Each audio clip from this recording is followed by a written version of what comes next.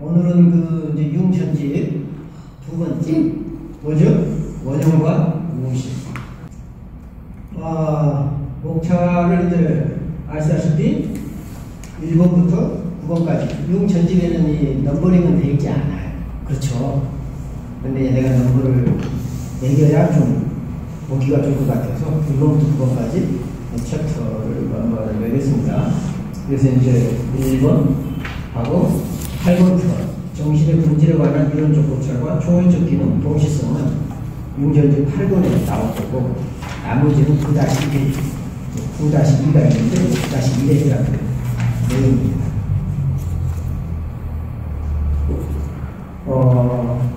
정신의 본질에 관한 이론적 고찰에서 무의식의 본질에 관한 역사, 무의식의 개념이 언제부터 나왔느냐. 여기서 보면은 14, 15페이지에 보면은 어떤 사람이 무의식적일수록 그 사람은 정신적인 현상의 일반적인 규범을 따른다.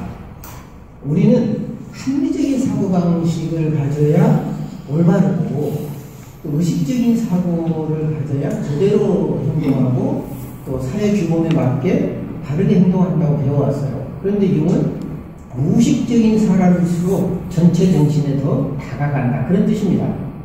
무의식적인 사람일수록 정신세계를 더 잘 안다. 우리는 의식의 한계가 너무 좁다는 거죠. 그러니까 우리가 기존에 가지고 있는 사고방식의 1대 그 혁명이 일어나지 않으면 결코 이 융이 말하는 세계에 못 들어와요. 그래서 자꾸 힘들어지는 게, 왜 융 공부는 뭐 5년, 10년 이렇게 해도 늘지 않느냐. 핵심에 오지 못해요. 왜냐하면은 너무 그 의식에 대한 우리가 지나칠 정도로 추종해왔고, 또 그것에 수십 년간 견뎌왔기 때문에 무의식적이 된다라고 하면 그것도 위험한 얘기죠. 그러나 융은 무의식적일수록 정신현상의 일반적인 규범을 따르는 거예요. 그런데 자기가 자기 개성을 유지하고 자기의 그 의식적인 자기 그 정체성 주장을 강하게 하면 할수록 다른 주체들과의 차이점이 전면에 드러나고, 그러니까 나는 똑별나야 된다는 거죠. 그래서 자기 개성을 지나치게 주장하다 보면 보편적인 것을 보지 못한다는 거죠. 그 예를 들어서 이제 우리가 이제 심리적인 것에도 되게 보면 신경증 환자들은 자기만 아픈 줄 알아요. 그것을 왜 딴 사람들은 괜찮은데 나만 이러지? 그런데 세볼 수가 없어요. 모든 사람들이 그런 고통을 겪어왔고, 지금 인류 역사상에서 한 번도 안 아픈 병은 없어요.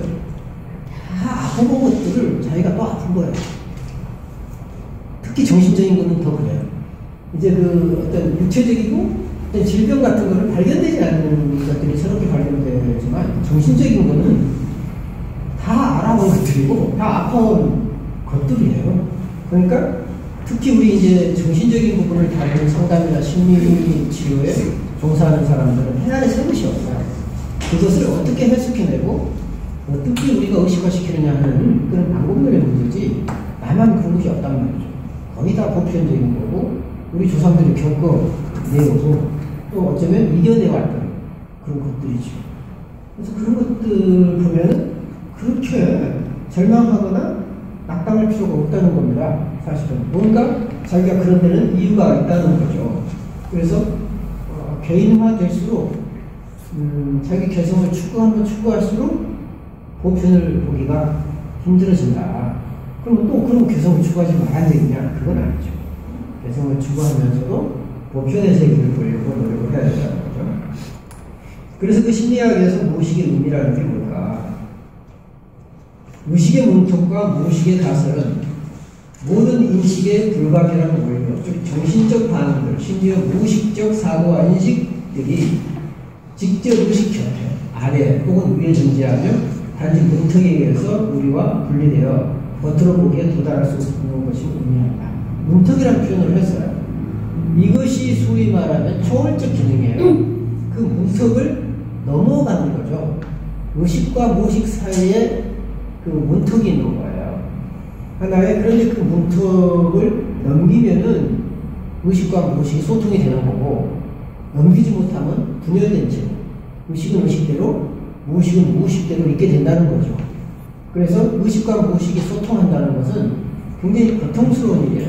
왜냐하면 무의식은 내가 알지 못한 세계이기 때문에 알지 못하고 상상할 수 없고 받아들일 수 없는 것을 생각해야 되는 게 피곤한 일이죠. 내가 아는 일, 편한 일, 옳다고 생각하는 것에 있으면 그나마 편한데 안정감이 있는데 늘 내가 모르는 것, 생각해보지도 않는 것, 또 틀리다고 생각했던 것, 또 말도 안 된다고 생각했던 것들을 염두에 둔다는 건 굉장히 힘들고 피곤한 일이에요.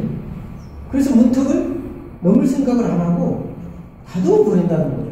저 세계와 내 세계는 달라. 그런 겁니다. 그래서 이제 융이 말하는 무의식의 초월 기능은 사실은 무의식이 의식으로 가는 그 문턱을 넘는, 초월했다, 넘어간다, 그런 뜻입니다. 그런데 이제 비혼의 이제 나중에 얘기했지만 접촉 장벽은 오히려 의식이 무의식의 세계로 넘어오는 거예요. 개념이 약간 달라요. 그래서 의식과 무의식이 소통하는 면에서는 같은데 방법론 상에 있어서 융은 무의식이 의식으로 가는 것이 어떤 초월 기능이라면 비혼에게 있어서는 의식이 의도적으로 무의식의 세계로 넘어와서 무의식과 소통하려는 그런 기능을 얘기한다. 상당히 비슷하지만 좀 다른 점이 있죠. 그래서 그 정신의 그 해리성에 대해서 융은 얘기해요. 1차적인 의식이 있고 2차적인 의식이 있다.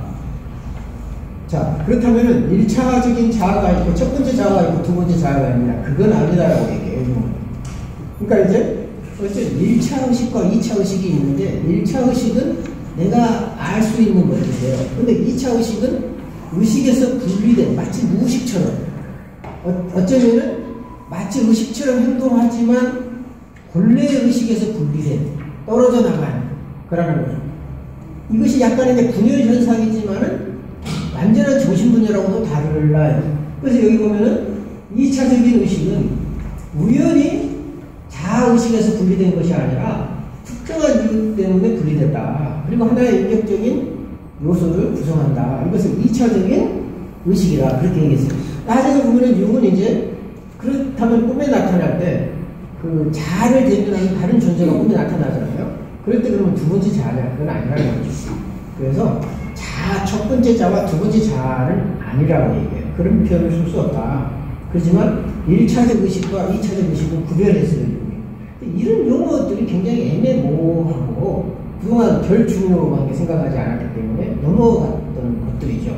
그래서 이제 2차적 의식은 우연히 발생한 건 아니라 강한 충격이라든가 상처라든가 또 외부 압력이라든가 이런 특별한 상황에서 마치 의식이 떨어져 나간 의식이라는 거죠. 그것을 2차적인 의식이라고 부른다.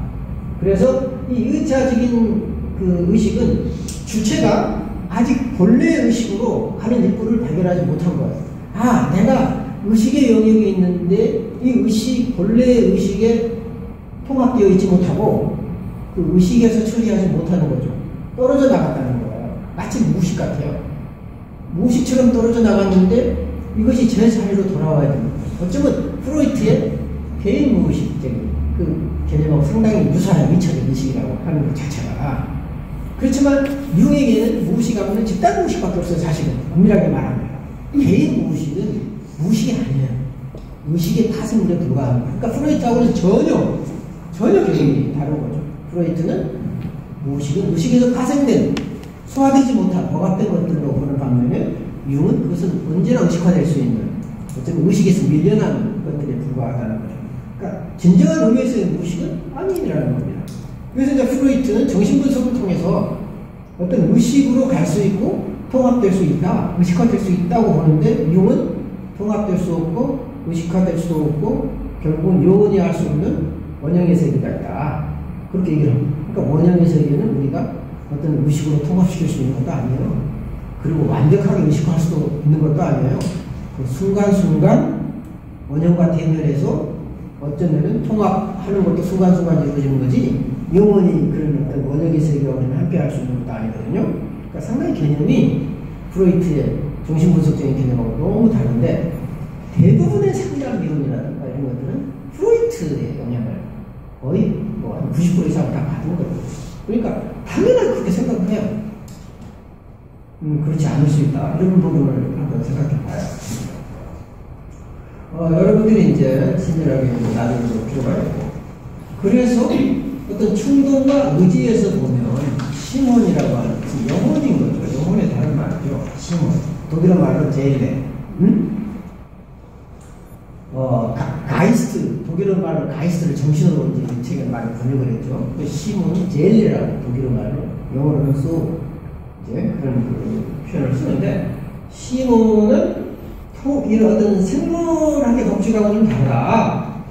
근데 프로이트의 심리학은 생물학적인 기초를 두고 있어요. 모든 것에.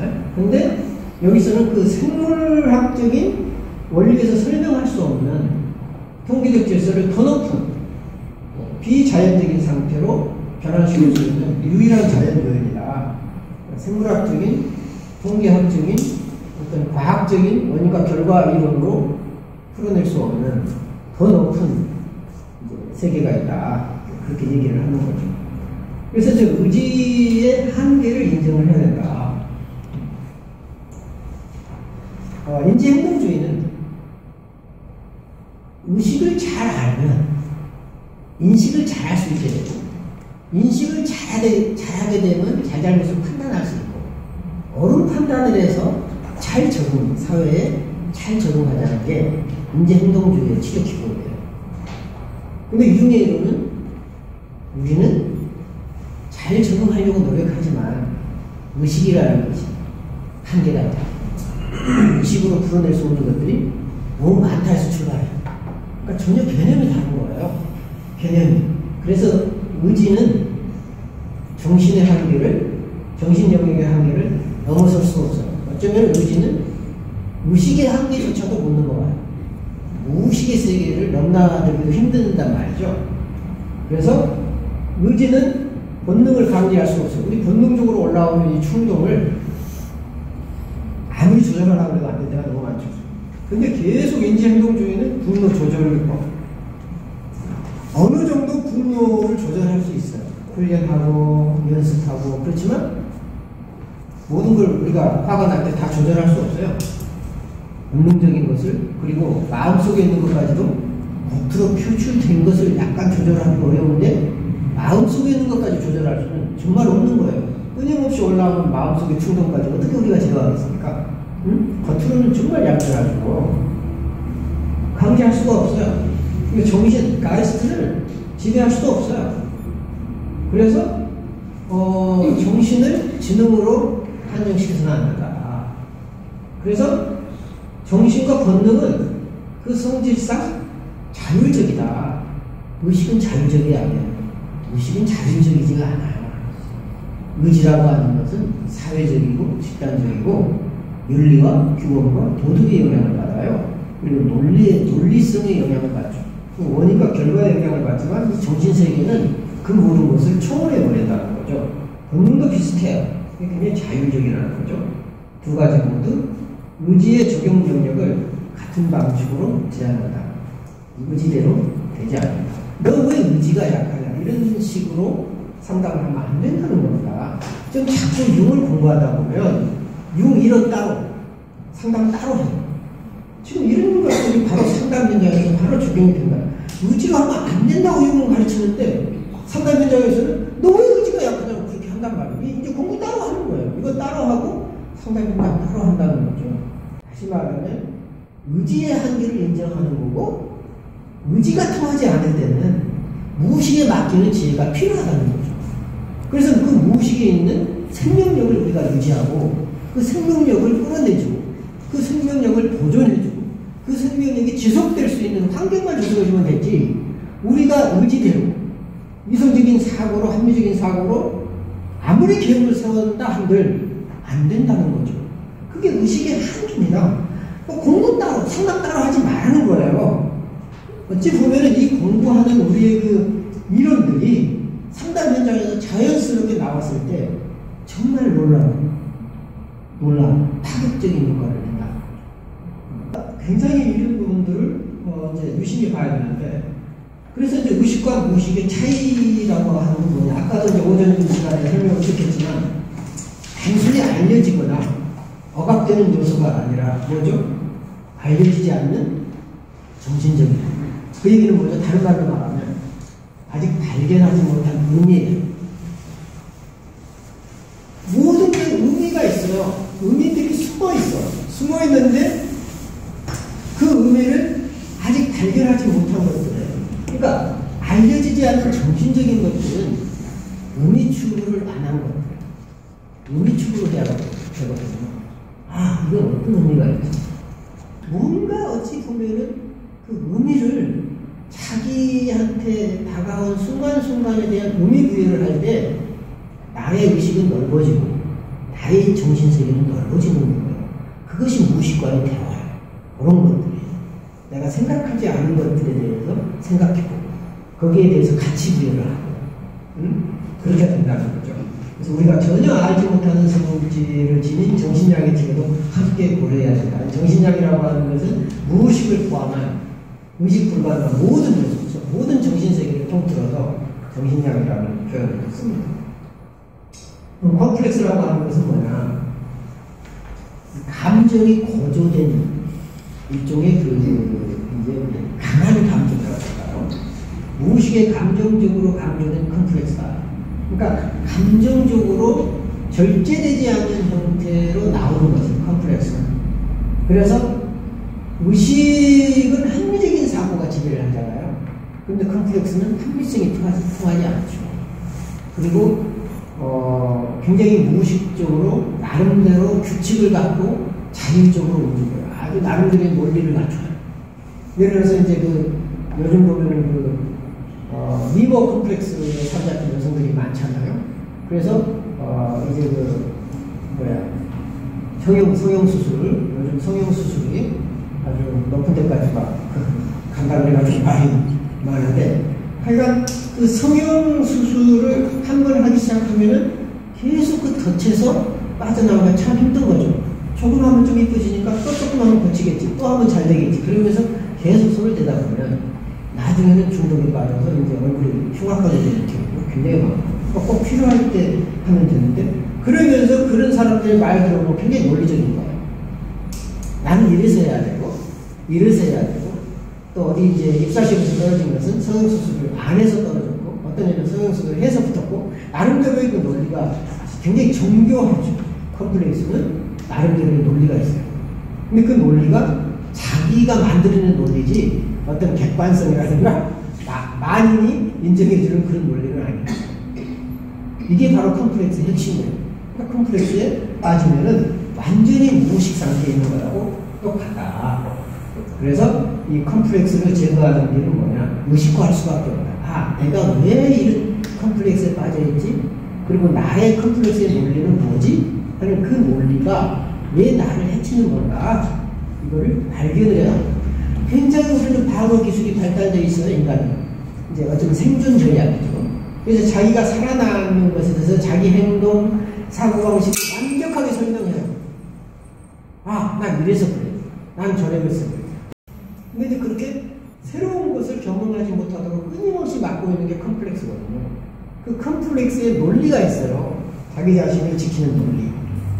그 허물어져 버릴 것에 대한, 그러니까 해체가 이루어지지 않으면 이제 안 된다는 거죠. 근데 아까도 내가 얘기했지만, 그럼 두 번째 자아라는 용어를 우리는 쓸 수 있을까? 두 번째 자아가 모든 개인에게 존재하며, 또는 모든 사람이 인격의 해리를 가지고 있다고 가정하는 것은 충분한 근거가 없다. 그래서 우리는 의지결정을 행할 수 있는 두 번째 자아라는 개념을 버려야 한다. 그러니까 한쪽에서는 이렇게 결정할 수 있고 다른 쪽에서는 이렇게 결정할 수 있다라고 하는 것은 어떤 이쪽도 옳고 저쪽도 옳고가 아니라는 거죠. 그러니까 두 번째 자아로서의 독립적인 것이 아니라 어쩌면은 본래의 자아에서 떨어져 나간 일종의 비정상적인 것들이 해일가 되고 또 컴플렉스의 원인이 된다. 그렇게 봐야 된다는 거죠.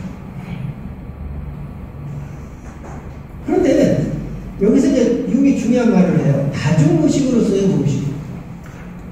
무의식은 일단 다의적이에요. 하나의 의미만 있는 게 아니에요. 굉장히 복수적이에요. 여러 개인데도 그 안에 통일성이 있습니다. 올라와요. 상징이 그렇거든요. 그 뱀의 상징만 해봐요. 뱀, 땅, 모성, 여성, 또 남근, 또 뭡니까? 해하고도 또 연결된 거예요. 뱀의 상징이. 그 뱀이 주는 그 상징성이 굉장히 많은데, 그거는 따로따로는 다 별개의 의미 같지만, 그거는 전부 연결되어 있다는 거죠. 그래서 그 상징의 다이성, 여러 가지 의미가 뭉쳐져서 어떤 그 안에 일정한 질서를 갖추고, 이제 이것이 상징인데, 무의식이 그렇다. 무의식. 그러니까 무의식적인 의도가 이렇다라고 한마디로 툭 얘기하면 위험하다라는 거죠. 굉장히 상징적인 이해가 필요합니다. 그래서 우리가 꿈 분석을 할 때도 이것만이 전부다라고 말하기 어렵다는 거죠. 그래서 이제 상징을 통해서 해석해내고 이제 분석해내는 거죠. 그래서 이제 굉장히 그 다중의식을 통해서 리비도의 변화는 일어난다는 거죠. 상이 변화하고 거기서 의미가 달라지고 상징의 다이성을 인식을 해야 되고, 그 다음에 이제 그것을 이제 유미 그런 말을 해요. 별이 총총한 하늘은 사실 우주적 투사에 펼쳐진 채 신화속 바로 원형의 반응.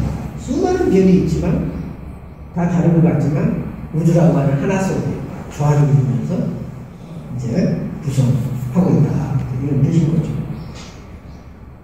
그렇다면 이제 지혜에서 행동 양식과 원형이 있는데, 원형은 우리는 되게 그 이미지와 상호만 생각해요. 아까도 그 원형에 대해서 오전에 얘기를 했었죠. 원형이 뭘까? 원형이 뭘까? 하나의 상인데 우리가 생각하는 그런 상이 아닌 거예요. 우리가 생각하는 이미지나 그림으로 표현되는 상은 원형이 사람들이 볼 수 있는 형태로 드러난 것이죠. 예술작품이라든가 이런 것은 사람들이 볼 수 있는 형태로 드러난 거지, 우리가 생각하는 그런 이미지가 원형이 아닌 거예요.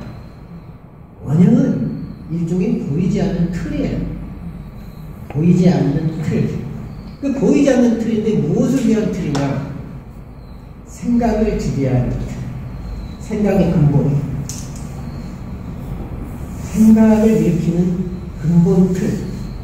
우리는 근본 틀이 없으면 생각을 못해요. 예를 들어서 엄마라는 근본 생각의 틀이 있어야 생각해내는 거예요.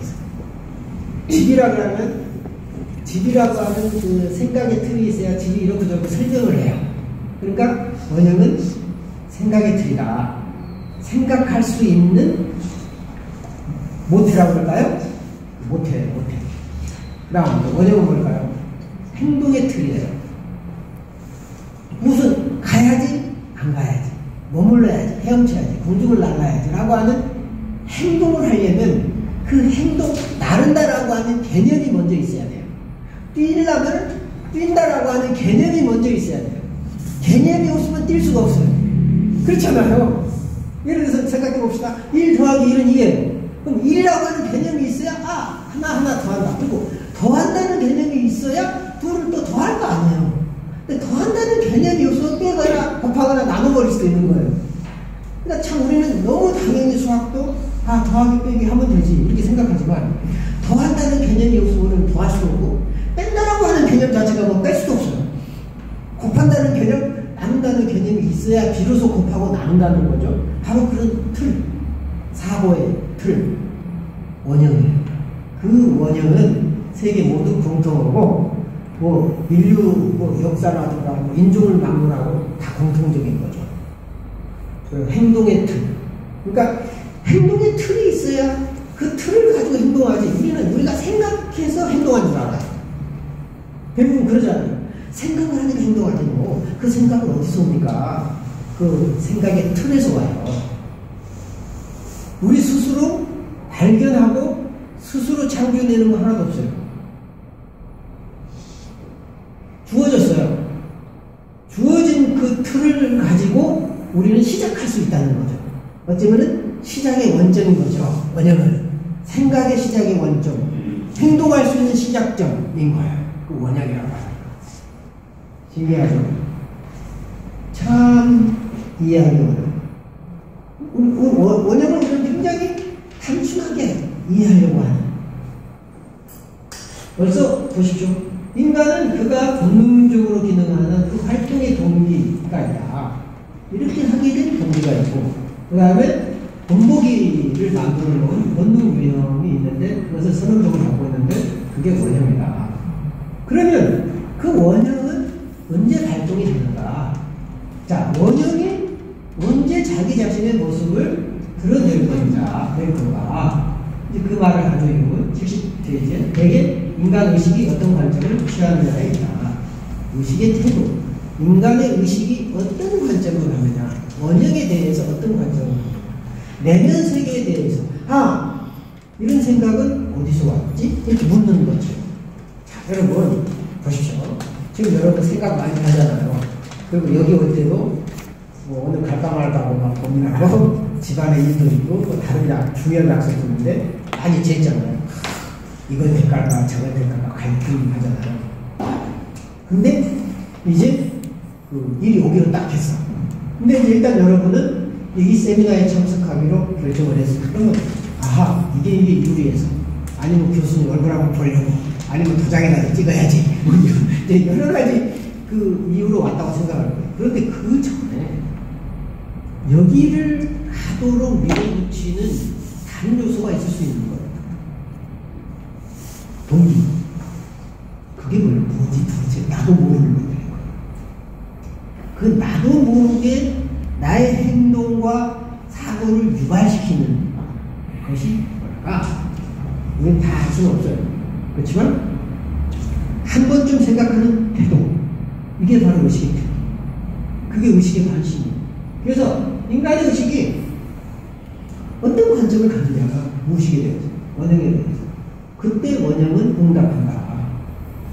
아무 때나 나오는 것은 정기적이지 그래. 원형이 툭툭 튀어나오는 것은 정기적이지 않고 건강한 관심을 가져줄 때 응답한다. 그래서 원형은 뭐예요? 전형적인 행동 양식. 우리는 원형은 자꾸 그림, 이미지, 상징 이렇게만 생각을 했잖아요. 어떤 형상화된, 구체화된 그것이 아니라 관념의 구름, 생각의 구름, 사고의 시발점, 행동의 시발점, 심지어는 감정의 시발점. 이해가 가시죠? 모든 것을 발생시키는 그 원인은 아니에요. 틀. 하나의 틀이에요, 틀. 그러면 이제 꿈과 적극적 상상에서 보면요. 꿈을 꾸잖아요. 꿈을 꾸는데, 때로는 꿈을 자세하게 기록한 사람도 있지만, 소개한 사람도 있지만, 아주 그 희미하게 꿈을 얘기한 사람들도 참 많아요. 그렇죠? 예를 들어서 어디를 갔는데, 뒤에서 어떤 물체가 나를 따라왔다. 그러면 이게 사람인지, 동물인지, 괴물인지, 아니면 남자인지, 아니면 여자인지, 모를 때가 있잖아요. 그럴 때 적극적 명상을 시도하는 거죠. 그러면서 다시 꿈의 세계로 가보자. 그래가지고 어떤 릴렉스 하면서 긴장을 해소한 채 눈을 감고 다시 그 꿈의 세계로 들어가서 그걸 재현해내는 거죠. 그러면서 뒤에 쫓아온 그 물체라든가 사람이라는 것을 다시 한번 그려내보면 남자인지 괴물인지 동물인지 여성인지가 알게 돼요. 그리고 이제 거기까지만 멈출 수 있는데 그러면은 계속 그 괴물체랑 같이 동행을 하면서 무슨 말을 나누는지 그가 뒤에서 따라오면서 뭐라고 하는지 들어가요. 좀 더 이제 꿈을 확장시키는 거죠. 상상은 아니에요. 절대 상상하는 거라고 생각해요. 그 세계로 들어가면 미처 꿈꾸지 못한 나머지 꿈을 꾸게 되는 거죠. 그래서 내가 머릿속으로 그려낸 거는 절대 아니에요. 머릿속으로 그려낸 것이 아니에요. 그 세계로 들어가면 그 무의식의 상위 얘기를 해줄 때까지 기다려야 돼요. 근데 그게 어려운 작업이에요. 왜냐하면 기다리다 보면 잡념이 생기고 내 생각이 가미돼서 내가 원하는 답을 하고 내가 대화하고 싶은 것을 하게 된단 말이에요. 이거는 적극적 상상이 아니에요. 나를 완전히 비우고 명상을 통해서 완전히 비우고 상이 말하도록, 그리고 그 상과 대화하도록, 그것이 가능할 때까지 말을 다스리고 기다리는 것, 많은 훈련이 필요해요.